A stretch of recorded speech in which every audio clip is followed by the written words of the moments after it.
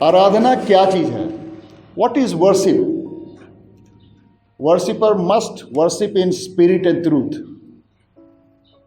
कभी कभी हो सकता है शायद हम अज्ञानता के कारण, बिकॉज ऑफ इग्नोरेंस, हमें न जाना करने ना, वर्शिप तो की हो, आराधना क्या चीज़ है, शायद हम लोग को अच्छी तरह से पता नहीं है। और कुछ लोग ऐसे हैं सो जानते हैं, लेकिन शायद समय के साथ ना, समय बहुत बड़ा बलवान है, time is very tough masters and it can deal with you in such a way that you can get distracted। समय के साथ हम लोग, हमारी जो कुछ यादगारें कमज़ोर हो जाती हैं और हम बिछड़ जाते हैं। We get lost, we start following into the wrong track। ऐसा होता है। हमारे बीच में शायद हमें ये यादगार ज़रूरत है, फिर से याद दिलाने की ज़रूरत है कि आराधना क्या चीज़ है। हम लोग यूहन्ना 4 अध्याय पढ़ेंगे, उसके बाद आने वाले दिनों में मेरा यही उद्देश्य रहेगा। My objective will be to focus what is the God of the Bible. परमेश्वर जो है बाइबल का, वो क्या है। आज तो हम लोग देखेंगे, बोल रहा है कि भाई गॉड इज स्पिरिट।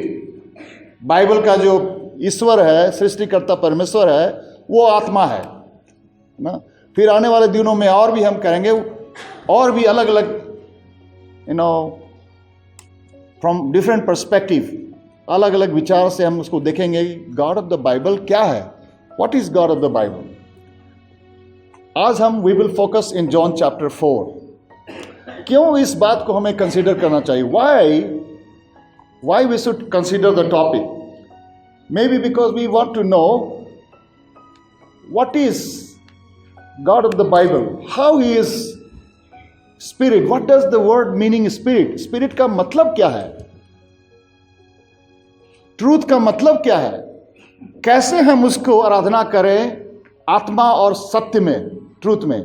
इसका अर्थात क्या है, इसका मतलब क्यों क्या है, किस संदर्भ में, व्हाट इज द कॉन्टेक्स्ट, क्या कारण है कि यीशु मसीह इस बात को कह रहे हैं, why Jesus is emphasising on that. हमें यह जानने की जरूरत है। मैं आपको एक समझाने के लिए उदाहरण तौर पर बताता हूं कि कभी कभी हम कुछ ऐसा काम करते हैं कि हम जस्ट करते हैं क्योंकि और लोग कर रहे हैं। Everybody is doing so we just do it no. मेरी पत्नी और मैं जब नई शादी किए थे, व्हेन वी गॉट मैरिड, तो हम दोनों क्या हुआ, शादी के बाद हनीमून मनाने गए साउथ इंडिया में।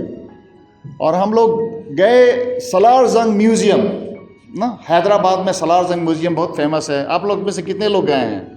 How many of you have gone? It's a beautiful place। मैं आपको जरूर इनकरेज करूंगा, आप जरूर जाइए।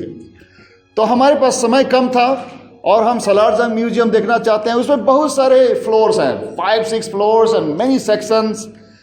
तो हम लोगों ने निश्चय किया कि हम लोग सिर्फ उसी जगह जहाँ पर जाएंगे जहाँ पर ज़्यादा भीड़ है। इसका मतलब अच्छा चीज़ होगा, तो वहाँ जाने से अच्छा रहेगा।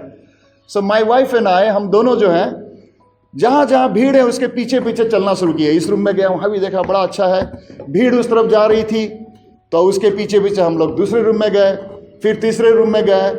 करते करते एक रूम में और भी बहुत सारी भीड़ जा रहे थे, तो हम दोनों भी फटाफट उस रूम में घुस गए।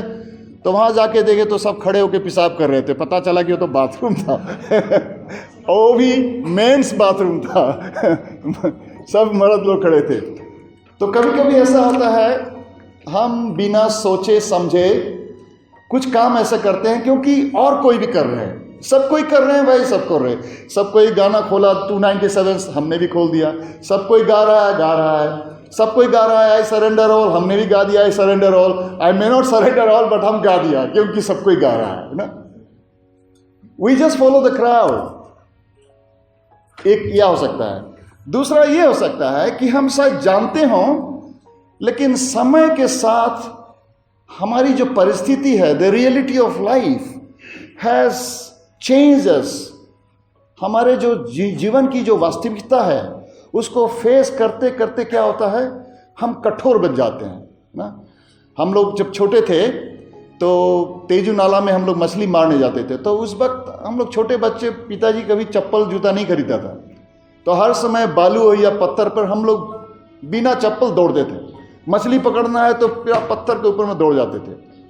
तो हम लोग का एक दोस्त आया, वो था तिनसुकिया से, बंगाली था बेचारा, वो तो ज़िंदगी में ऐसा चला नहीं था। तो बिना चप्पल का जब नदी में चलना होता तो उसका पाँव में लगता है, क्योंकि उसको आदत नहीं है। तो हम लोग को याद आया, पता चला कि भाई हम लोग हर समय चलते रहते हैं तो क्या होता है, नीचे का पाँव जो है चमड़ी मजबूत हो गया है, उसका तो कमज़ोर था। जिंदगी की परिस्थिति, the reality of life, when you keep on facing it takes away your softness.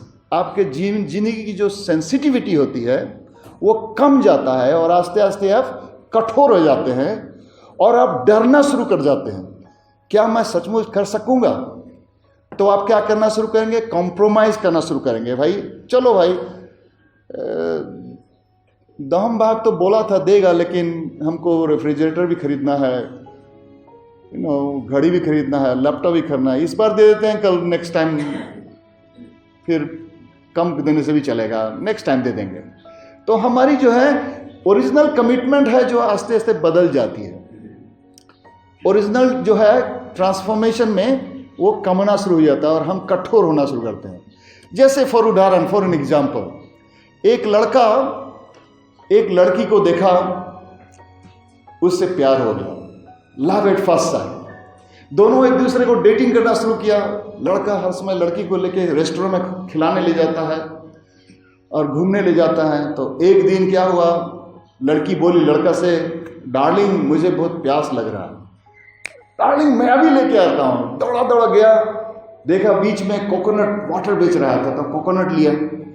आते वक्त देखा भी कोको कोला भी बेच रहा है, तो सोचा कि बाई चांस उसको कोकोनट अच्छा नहीं लगा तो कोको कोला भी लेके चलते हैं। तो दोनों लेके आया, डार्लिंग ये लो, एकदम प्यार से दिया उसको।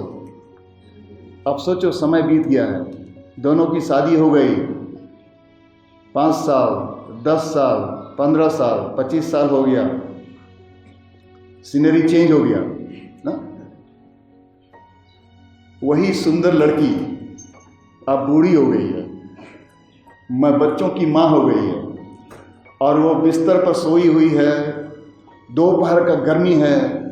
तो हस्बैंड को बोलता है, डार्लिंग थोड़ा प्यास लग रहा है, पानी ला दो ना। तो हस्बैंड बोलता है, वो सामने में मेज में रखा हुआ है, बोतल उठा के पी लो ना? समय बदल देता है, परिस्थितियों को बदल देता है। शायद आप जब शुरुआत किए थे यीशु मसीह को प्रेम करना, तब शायद आप आराधना समझते थे। Perhaps you knew what means to worship. But as you have been going through the seasons, through the reality of life, every Sunday as you come, day and night as you do this, slowly you are now more focused to the format. उसके बाहरी चीज पर आप ज्यादा focused हैं, शायद उसके content में, उसके एसेंस में आप इतना ध्यान नहीं दे रहे हैं। यही कारण था शायद यीशु मसीह इस बात को फिर से एम्फेसाइज कर रहे हैं। आइए हम लोग इसको देखते हैं यूहन्ना 4 अध्याय में क्या हो रहा है। In John chapter 4, what is happening here? Jesus has gone to meet a Samaritan woman and he has gone to meet this woman purposefully. वो उद्देश्य लेकर के इस समरिटन वुमन से मिलने गए हैं। यदि आप पढ़िएगा 1 से 4 अध्याय में, अंग्रेजी में बड़ा अच्छा से लिखा है, he had to go, verse 4, now he had to go through Samaria. ये जरूरी नहीं था कि यीशु मसीह समारिया हो के जाए। यीशु मसीह जाना कहाँ चाहते थे? वो जूडिया से गैलीली जाना चाहते थे। जूडिया नीचे है, गलीली ऊपर है। तो उन दिनों क्या था, यहूदी लोग समारिया से नहीं जाते थे, क्योंकि समारिया जो छोटी जाति की है। ज़्यादातर लोग जूडिया से यदि गलीली जाना है तो वो जॉर्डन रिवर को पार करके पेरिया जाते थे, और पेरिया से फिर वो जॉर्डन रिवर को पार करके गलीली जाते थे। एक तो कारण था कि इस तरफ पहाड़ी इलाका था, दूसरा कारण था कि खाने पीने के लिए यदि रुकना भी है तो किस गांव में रुकोगे? छोटी जाति के गांव में, वहाँ खाना नहीं खाना, कैसे खाओगे छोटी जाति के घर में? तो वहाँ नहीं जाना अच्छा रहेगा। तीसरा रीजन है क्योंकि आप यदि आपको गलीली जाना है तो नदी के किनारे किनारे चलने से किनारे किनारे चलने से इतना पहाड़ चढ़ने की जरूरत नहीं है, आराम से चल सकते हो। लेकिन आप यदि सीधा जाओगे तो पहाड़ चढ़ना पड़ेगा, उतरना पड़ेगा। लेकिन इसमें कहते हैं यीशु मसीह ही हैड टू गो। यहूदी लोग समारिया के रास्ते से नहीं जाते थे, फिर भी यीशु मसीह उस तरफ से जाना चाहा, क्योंकि उनके ज्ञान में यीशु मसीह एक तरफ तो वो 100% मनुष्य थे, he was a 100% son of man, but he was also 100% son of God. उनकी डिविनिटी में, उनके डिवाइन नॉलेज के कारण उनको पता था कि गॉस्पेल जो है, सुसमाचार, यहूदी के बाद समारिटन को मिलना बहुत जरूरी है, क्योंकि यही लोग जो हैं बिल्कुल तुच्छ लोग हैं, उनको तुच्छ जाना गया है। यहूदी लोग को तो चुन लिया गया था, वे तो परमेश्वर के चुने हुए लोग थे, उनको तो आराधना जानना चाहिए था, उनको तो परमेश्वर क्या है जानना चाहिए था, परमेश्वर की सेविकाई क्या है जानना था। लेकिन वो क्या कर दिए थे, वो नहीं समझे थे, इसीलिए वो समारिटन के पास जाते भी नहीं थे। इसी कारणवश यीशु मसीह जानबूझ करके समारिटन गांव के तरफ जाना चाहते थे, और उनको ज्ञान था कि इस वक्त ऐसे मौके पर एक समारिटन औरत पानी लेने आएगी। और क्यों आएगी इस वक्त पर? क्योंकि वो अच्छा जीवन उसका है नहीं, गांव में उसको अच्छी नज़रों से देखते नहीं हैं, वो एक पापी औरत है। और वो जो समय है पानी लेने का समय, जो सवेरे का पानी है, उस वक्त जा नहीं सकता है, क्योंकि सारे गांव के लोग वहीं पर रहेंगे, तो शर्म से जा नहीं सकती है। तो कब आएगी? ना तो सवेरे जा सकती है, ना तो शाम को जा सकती है। तो ऐसे समय पर जाएगी जब कोई नहीं रहता है कुआं पर। वो कौन सा समय है? दोपहर का समय। सो यीशु मसीह जानबूझ करके दोपहर के समय में वो कुएं के पास जाके बैठ जाते हैं, और उसी वक्त समारिटन वोमन आती है। एंड जब वो आती है तो यीशु मसीह क्या करते हैं? इस समारियन औरत से, जो तुच्छ जाती है, उससे पानी मांगते हैं। 7वां पद में लिखा है, will you give me a drink. यीशु मसीह के शिष्य लोग नहीं थे, उन लोग खाना ढूंढने के लिए गांव में चले गए थे शायद। The Samaritan woman said to him, Samaritan औरत यीशु मसीह को देख के कहा, you are a Jew and I am a Samaritan woman, how can you ask me for a drink. तुम तो यहूदी हो, तुम कैसे मुझसे समारिटन औरत से तुम पानी मांग सकती हो? क्या ऐसा हो सकता है कि ये परमेश्वर के चुने हुए लोग, यहूदी लोग, परमेश्वर का इतना सुंदर दर्शन मिला है, इतना सुंदर वचन मिला है, इसके बावजूद भी उन्होंने परमेश्वर को पहचाना नहीं हो, और उनके जीवन में अभी भी छूत अछूत का भाव विभाजन, परमेश्वर को, प्रेम को अभी तक नहीं समझाओ? क्या हो सकता है? हाँ, हो सकता है। इनके पास सब कुछ था, पुराने नियम थे, पवित्र शास्त्र था, मंदिर था, आराधना करने का याजक था, पुजारी था, याजक कैसे आराधना कैसे करना चाहिए, उनके नियम कानून थे, सब कुछ था उनके पास। अच्छे गाने भी थे शायद, अच्छे गिटार भी थे शायद, सब कुछ होते हुए भी शायद वो परमेश्वर को किस तरह से आराधना करना चाहिए उन्होंने अभी तक सीखा नहीं था।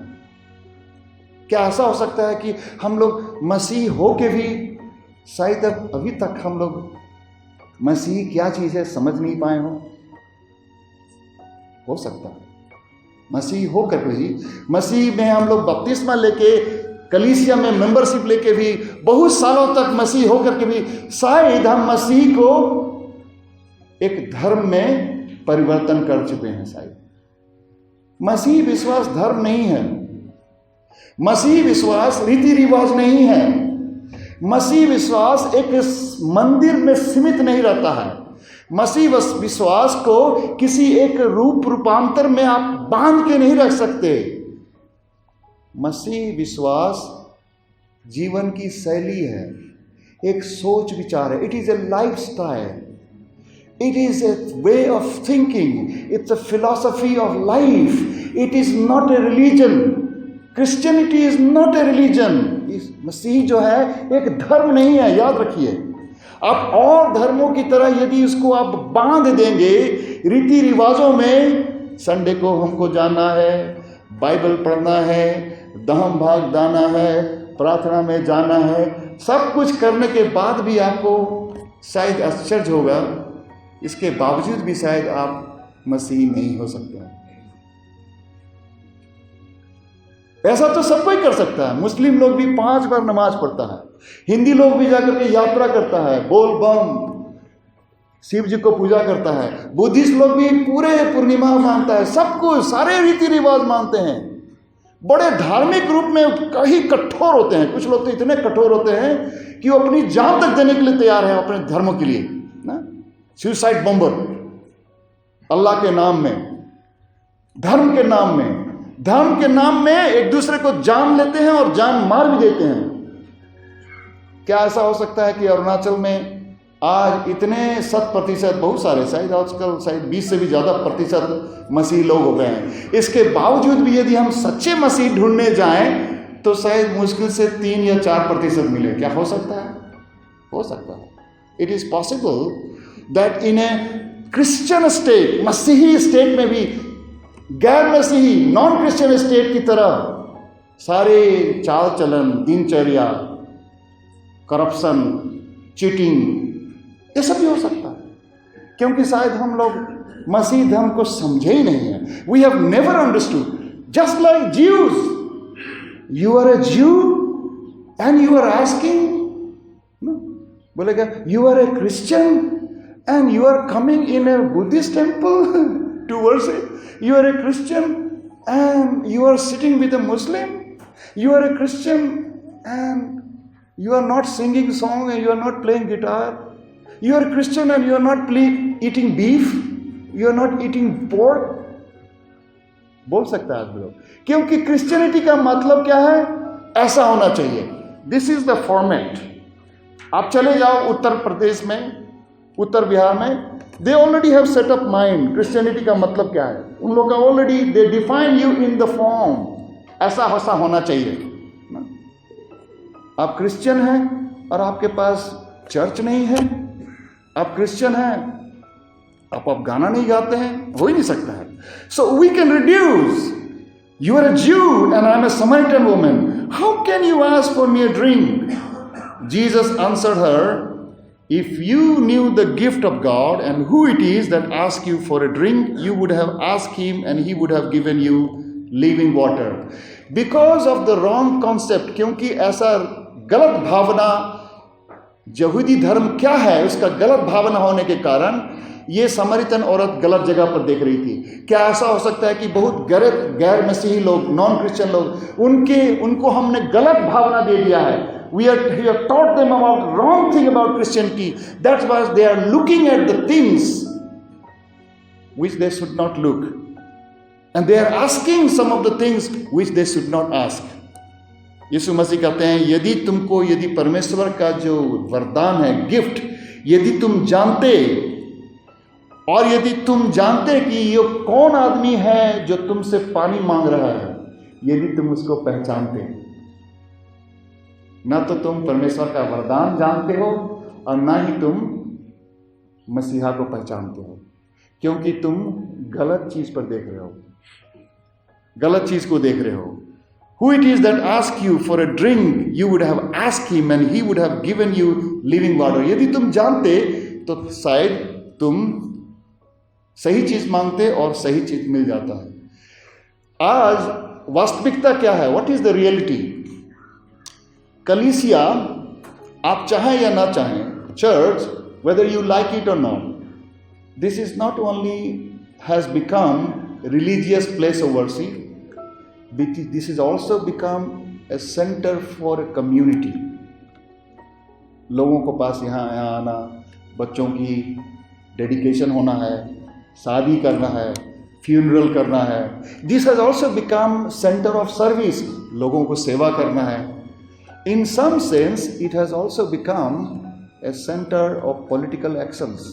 हमारे समाज में यदि कुछ गलत हो रहा है, करप्शन हो रहा है, गलत रास्ते में चल रहा है, तो हमें as a church we must also take some action। So church is today is much more complex much more complex than what it used to be in the first century. पहला सेंचुरी में जो कलीसिया था उससे आज ये कलीसिया बहुत. This is a community center. This is also an identity. Your church certificate is very important. जैसे तैसे इसको निकालना ही है चर्च सर्टिफिकेट. मैं सीबी सिनिया में जनरल सेक्रेटरी रहते वक्त एक लड़का को CMC वेलोर में पढ़ना था. तो सीबी सिनिया में रिक्वायरमेंट है, you have to be a church member. The seat is only given to church members. तो एक लड़का आया इंटरव्यू करने के लिए, तो उसने चर्च सर्टिफिकेट दिया. उसमें लिखा था mister such and such, I certify that he has a regular attending the church, is a faithful very good member, he loves the Lord, I wish him all success, reverend such and such, sign. तो मैं certificate देखा और लड़के को देखा. So you go to this church? बोलता हाँ sir. And your pastor says you are a regular attender? Yes sir. You are very good member? Yes sir. Can you tell me your pastor's name? He started smiling. बोलता है sir ये मेरा पिताजी certificate बना के भेजा था, मालूम नहीं पास्टर कौन है. हम तो गुवाहाटी में हैं, हम तो गांव में बहुत दिन नहीं गया. It is also a social center. And so you are bound to do many things. Church has to engage in doing many things. And in doing so, while doing so many things for good reason, it is possible that your first may become second, may become third, may become fourth. Your priority may be lost. You may become a wonderful religious institution. Church एक बहुत wonderful religious institution बन जा सकता है, लेकिन you may still be missing the mark. You may still miss the bull's eye. You may be shooting on periphery.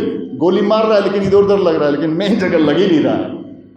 हो सकता है कि आप Sunday after Sunday you are able to have a wonderful worship time, but you are still missing the target. If you knew the gift of God and who it is that asks you for a drink, you would have asked me and he would have given you living water. Sir, the woman said, 11 पद में बोलता है, you have nothing to draw with and the well is deep. यीशु मसीह को बोलती है वो कि आपके पास ना हाथ में बाल्टी है ना रस्सी है, इतना पानी नीचे है, अब कैसे निकालेगा पानी? Where can you get this living water? She did not understand the difference between water and living water. बहुत सारे इस समाज में, पासीघाट में बहुत लोग ऐसे हैं जो इसको पता नहीं है पानी और जीवित पानी में अंतर क्या है, ईश्वर एंड जीवित ईश्वर में क्या अंतर है, नहीं मालूम है. And we live in the midst of them and they will come to ask you the question, are you greater than our father Jacob? आप क्या हमारा जो पीढ़ी का जो बुजुर्ग था जैकब था, उससे क्या बड़ा है नहीं क्या? Are you greater who gave us the well? देखो जैकब ने वेल बना दिया था, उससे क्या बड़ा है नहीं क्या? See most of us we grow up in our own culture. अपने संस्कृति में, अपने परिवार में, समाज की शिक्षा जो हम जानते हैं. हम लोग जैसे कुआं में जो ये होता है ना बेंग, मेरी दुनिया जो वही है. कुआं में रहने वाला जो बेंग है वो सोचता है दिस इज माई वर्ल्ड. अभी भी याद है हम लोग जब यहाँ LP स्कूल में पढ़ रहा था तो हम लोग का एक बड़ा भाई हायर सेकेंडरी का स्कूल, पहले हम लोग का अरुणाचल से भारत दर्शन ले जाता था. अरे भारत दर्शन आजकल बंद हो गया, आजकल नहीं था. तो एक हम लोग का कोई बीविंग गया था हाई सेकेंडरी स्कूल से, उसको बॉम्बे ले गया था. तो हम लोग का एक्सप्लेन कर रहा था कि ओशियन क्या है, ओशियन ना, सी क्या है, समुद्र क्या है. हम लोग तो बेंग कुआं का बेंग है. तो बोला है ये है ना ब्रह्मपुत्र कोरोंग है ना, शिवा कोरोंग है, ब्रह्मपुत्र, सब ज्वाइन कर देने से, इतना ज्वाइन करने के बाद जब उधर का जो बाउंड्री है नहीं दिखाई पड़ने से वो सी है. तो हम लोग सोचता था ऐसा तो हो ही नहीं सकता है. मैं जानता ही नहीं था. सी डजंट नो. उसको उसके लिए वही मेरे लिए जैसे सबसे बड़ा कोरोंग तो है ब्रह्मपुत्र है, सबसे बड़ा नदी ब्रह्मपुत्र है. उसके लिए सबसे बड़ा जैकब है. ये कौन है जैकब से बड़ा? आप क्या जैकब से बड़ा है नहीं क्या? Jesus answered, everyone who drinks the water will be first thirsty again, but whoever drinks the water I give him will never thirst. Indeed, the water I give him will become in him a spring of water. मैं तुम्हें ऐसा पानी दूंगा जो तुम्हारे जीवन से वो पानी खुद ही स्प्रिंग वेल की तरह, स्प्रिंग की तरह निकलेगा. वो तुम्हें ही सिर्फ संतुष्ट नहीं करेगा, वो दूसरों के लिए भी तैयार हो जाएगा. You yourself will become well. तुमको कुआं के पास आने की जरूरत ही नहीं है. मैं ऐसा पानी दूंगा जो पानी तुम्हारे अंदर में स्प्रिंग वेल बन जाएगा और दूसरों को देने लायक हो जाएगा. The woman said to him, Sir, give me this water. मुझे चाहिए ऐसा पानी. I won't get thirsty and I have to keep coming. मुझे यहाँ आने का जरूरत नहीं पड़ेगा, ऐसा मुझे दीजिए. He told her, Go, call your husband, come back. जाओ, अपने पति को बुलाओ. यीशु मसीह उसको सबसे पहले अपना दर्शन देने से पहले सबसे पहले उसको अपने आप को पहचानने की में मदद कर रहे थे. It is so important that before we come to know the true living God and true worship, we must know ourselves. हमें अपने को पहचानना बहुत जरूरी है. हम जब तक अपने को नहीं पहचानेंगे और सच्चाई से जब तक अपने को नहीं पहचान पाएंगे, तब तक शायद हम न तो सच्चे परमेश्वर को पहचानेंगे और न ही सच्चे आराधना को पहचानेंगे. इसीलिए उन्होंने ये प्रश्न पूछा. ठीक है, तुमको मैं पानी तो दूंगा, ऐसा पानी जो तुम्हारे जीवन में एक बहुत सुंदर स्प्रिंग बन जाएगा, मैं दूंगा, लेकिन पहले तुम जाओ अपने पति को बुलाओ. तो वो जवाब देती है, आई हैव नो हस्बैंड, मेरे पास पति नहीं है. तो यीशु मसीह कहते हैं, हाँ तुम ठीक बोली हो, you are right when you say you have no husband, तुम्हारे पास पति नहीं है, लेकिन मैं जानता हूं, the fact is that you have 5 husband. तुम 5 लोगों के साथ संबंध बना चुकी हो और छठा जो तुम कर रही हो कोशिश, उसका भी कोई ठीक नहीं है. The man you now have is not your husband. इसके जीवन में बहुत सारे फ्रस्ट्रेशन थे, फेलियर था. अब जब तक इस पापी संसार में रहोगे, आपकी मनोदशा, आपका मनोविचार स्वार्थ से भरा है और आप स्वार्थी लोगों के बीच में हैं. कोई भरोसा नहीं है. अपने आप पर भी भरोसा नहीं क्योंकि आप खुद पापी हैं, दूसरों पर भी भरोसा नहीं क्योंकि आप पापी लोगों के बीच में बैठे हैं. इस संसार में रहते हुए ये बहुत जानना जरूरी है कि मैं कौन हूं और लोग कौन हैं, हमारी मनोदशा क्या है, हमारी हालत क्या है. बहुत लोग ये ग्रहण करना नहीं चाहते हैं. There are lot of people who doesn't want to accept themselves as a sinner. हाँ, मैं गलती करता हूं, थोड़ी बहुत ही गलती हो जाती है, गलती तो सबसे होती है, मैं कौन सा बड़ा काम गलत कर रहा हूं, सब कोई गलती करता है. So when you everybody is doing, that becomes pattern. यदि झूठ को 10 बार बोलते रहा, हर समय बोलते रहा, तो झूठी क्या हो जाता है, सत्य हो जाता है ना, झूठी सच हो जाता है. आप चले जाओ किसी भी ऑफिस में, यदि आप घूस नहीं देते हो तो आपको क्या बोलेगा, ये कंजूस है, उल्टा आपको बोलेगा. ये नहीं बोलेगा कि मेरा गलती है, कंजूस मैं भीख मांग रहा हूं, मेरा गलती नहीं, घूस नहीं दे रहा है वो गलत है, जो घूस मांग रहा है वो गलत नहीं है. एक ही चीज को, यदि गलत चीज को यदि 10 बार बोलने से गलत चीज को सही पैटर्न हो जाता है. That is the life style. यही हो गया था. शायद इसने कभी सोचा भी नहीं होगा that is a wrong thing to do. इसीलिए यीशु मसीह उस बात को याद करवाने के लिए और फिर से रियलाइज कराने के लिए, अपने आप को पहचानने के लिए इस प्रश्न को पूछा, go call your husband and come back. कई बार आपके जीवन में, मेरे जीवन में ये बहुत जरूरी है कि हम पहचानें हमें क्या क्या कमजोरी है. शायद हम घमंडी हैं, हमें अहंकार है, हम झूठ बोलते हैं, हम डरपोक हैं, हम परमेश्वर पर भरोसा नहीं करते हैं, हम मनुष्यों पर ज़्यादा भरोसा करते हैं, अपने रिश्तेदार पर ज़्यादा विश्वास करते हैं, जिसके पास पैसा है उस पर विश्वास करते हैं, परमेश्वर पर विश्वास नहीं करते हैं. इसलिए हम क्या करते हैं, हम मैनिपुलेट करते हैं, इधर का बात उधर करते हैं और परमेश्वर के रास्ते में नहीं चलते हैं. इस बात को हमें पहचानना बहुत जरूरी है. Jesus said to her, "You are right when you say you have no husband. The fact is that you have 5 husbands, and the man now you have is not your husband. What you have just said is quite true."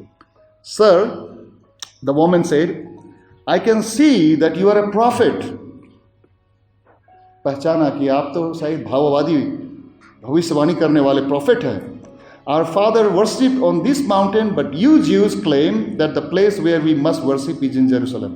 Now this, एक तो पहचान ली कि वो पापी है, गलत है, लेकिन उसका अभी भी उसको सोचने का ढंग क्या था? वो सोच रही थी कि आपका आवर फादर जो है, मेरे माता पिता और आपके जो यहूदी लोग का आराधना. She moved to the topic of worshipping and she is focusing again on the pattern. जो करने का जो ढंग है, बाहरी जो नियम कानून है, उसके बारे में बोल रहा है कि हाँ, हमारे माता पिता जो हैं वो जो है इस गेरिजिम माउंटेन पर हम लोग आराधना करते हैं और आप यहूदी लोग जो हैं जेरूशलम में करते हैं. आराधना जो है उसके दिमाग में क्या था? जगह से सीमित था, पहाड़ और जेरूशलम. सच्चा परमेश्वर, सच्चा आराधना और अपनी सच्ची पहचान, ये तीनों चीज उसके पास गड़बड़ था. अपनी पहचान भी सही नहीं था, यीशु मसीह को भी नहीं पहचाना था और सच्ची आराधना को भी नहीं पहचाना था. "Sir," the woman said, "I can see that you are a prophet. Our father," हम लोग का जो सिस्टम था, हम लोग का जो कस्टम है, संस्कृति है, रवैया है, हम लोग पहाड़ पर पूजा करते थे, आप लोग जेरूशलम में करते हैं. Jesus declared, "Believe me, woman," विश्वास करो हे स्त्री, "a time is coming," एक समय आ रहा है, "when you will worship the Father neither on the mountain nor in Jerusalem." ना तो तुम्हें पहाड़ पर और ना ही जेरूशलम में आराधना करने की जरूरत पड़ेगी, एक समय आएगा. "You Samaritan worship that you do not know." तुम ऐसे चीज को प्रार्थना कर रहे हो, तुम्हें पता नहीं है, तुम सिर्फ इसलिए कर रहे हो क्योंकि ये तुम्हारी परंपरा है, तुम्हारे माता पिताजी कर रहे थे, तुम लोगों को करते देखा इसलिए तुम भी करना शुरू कर दिए, तुमको पता नहीं है तुम क्या कर रहे हो. "You Samaritan worship that you do not know. We worship what we do know." हम जो आराधना करते हैं हम जानते हैं. "We worship, we do know. For salvation is from the Jews." जो परित्राण जो आएगा, अनंत जीवन आएगा, वो यहूदी के द्वारा आएगा, क्योंकि यीशु मसीह खुद यहूदियों के जन्मे थे. तुम शायद ये नहीं जानती हो. Yet a time, फिर भी 23 पद में कहता है, "Yet a time is coming and has now come," अब आ गया है, "when the true worshipper will worship the Father in spirit and truth." जो नहीं जानने वाले हैं और जानने वाले हैं, दोनों कैसे आराधना करेंगे? वो आराधना करेंगे इन स्पिरिट एंड ट्रूथ. क्यों ऐसा यीशु मसीह कह रहे हैं? What is spirit? स्पिरिट जो है जो दिखता नहीं है, स्पिरिट जो है जिसका बाउंड्री नहीं है, स्पिरिट जो है जिसका कोई आकार नहीं है. स्पिरिट को कभी आप किसी सीमा में बांध नहीं रख सकते, वो किसी जगह से सीमित नहीं है. कहने का अर्थ है कि आप आराधना करना आपकी जीवन शैली हो जाएगी. आपको चर्च में आना जरूरी नहीं पड़ेगा कि आप चर्च में ही वर्शिप होता है, नहीं, आप घर पर भी कर सकते हैं, रास्ते चलते कर सकते हैं. यदि आप सच्चे परमेश्वर को पहचान पाएंगे कि ये परमेश्वर जो है वो जीवित है, ये परमेश्वर मंदिर में सीमित नहीं है, ये परमेश्वर हर जगह सर्वव्यापी है. He is living everywhere. When you will recognise his presence, then you will connect with him everywhere. Then worship will become not simply singing, not simply standing and sitting, not simply all this exercise and music and dance. Worship will become a constant communication. You will always be talking to God and honoring him, giving him due respect. चाहे वो कुछ भी हो, किसी भी हालत में हो, चाहे वो बाजार करते वक्त, खाना बनाते वक्त, चाहे किसी से बातचीत करते वक्त, सर्विस करते वक्त, नौकरी करते वक्त, गाड़ी चलाते वक्त, हर समय आप अपने जीवित परमेश्वर को आदर करने के लिए, उनको ऑनर देने के लिए आप वही काम करेंगे जो उनको ऑनर करते हैं, जो उनको आदर करते हैं। तो आपकी जो जीवन शैली है वो बिल्कुल बदल जाएगा। आपकी पवित्रता जो है सिर्फ संडे को नहीं रहेगी। You will not be only holy on Sunday, you will not be only singing only on Sunday. Your spirit will be constantly praising and worshipping, exalting him everywhere, anywhere, while doing anything. कोई भी काम करते वक्त यदि ये रवैया रहा, ये जीवन शैली रही, ये मनोविचार रहा, तो आपका जीवन संपूर्ण रूप से पवित्र रहेगा, चाहे वो कहीं भी, किसी भी स्थान। और वो जीवन जो है सत्य से जुड़ा रहेगा हर समय। It will be truth, worship will be worship in spirit and truth, for these are the kind of worshipper the father is seeking. बोलते हैं हमारे सृष्टिकर्ता परमेश्वर ऐसे ही याजक को, ऐसे ही आराधना करने वालों को ढूंढते हैं, ढोंगी और नकली आराधना करने वालों को नहीं, जो सिर्फ संडे को पवित्र रहते हैं, बाकी दिन अपवित्र, जो सिर्फ परमेश्वर यीशु को आदर करते हैं, सम्मान करते हैं सिर्फ कुछ क्षणों के लिए, बाकी जीवन के समय के लिए नहीं। ऐसे लोगों को, ढोंगी लोगों को परमेश्वर नहीं ढूंढते हैं। कैसे लोगों को ढूंढते हैं? जो संपूर्ण रूप से, चाहे वो दिन हो या रात हो, सवेरा हो या शाम हो, चाहे घर हो या चर्च हो, चाहे वो सड़क हो, चाहे वो खेत का खलिहान हो, मैदान हो, चाहे वो बाजार हो, चाहे वो गाड़ी में हो, कहीं भी हो, वो परमेश्वर के संरक्षण में, परमेश्वर के प्रेजेंस में, always in the presence of the Lord. Everything he does, everything he speaks, every thought that he brings, हर विचार को वो परमेश्वर के सम्मान में, आदर में लगाए रहता है। ऐसे याजक को हमारे सृष्टिकर्ता परमेश्वर ढूंढ रहे हैं। 24 कहता है गॉड इज स्पिरिट। याद रखना, हमारे जो परमेश्वर हैं, सृष्टिकर्ता परमेश्वर, मसीही जीवन शैली के जो मालिक हैं, जो बाइबल के परमेश्वर हैं, वो आत्मा है, गॉड स्पिरिट। वो कहीं सीमित नहीं है, वो हर सर्वव्यापी है, सर्वज्ञानी है, God spirit. And he is worshipper must worship. याद रखिए इसमें वर्ड क्या है? मस्ट। कोई ऑप्शन नहीं दिया है आपको।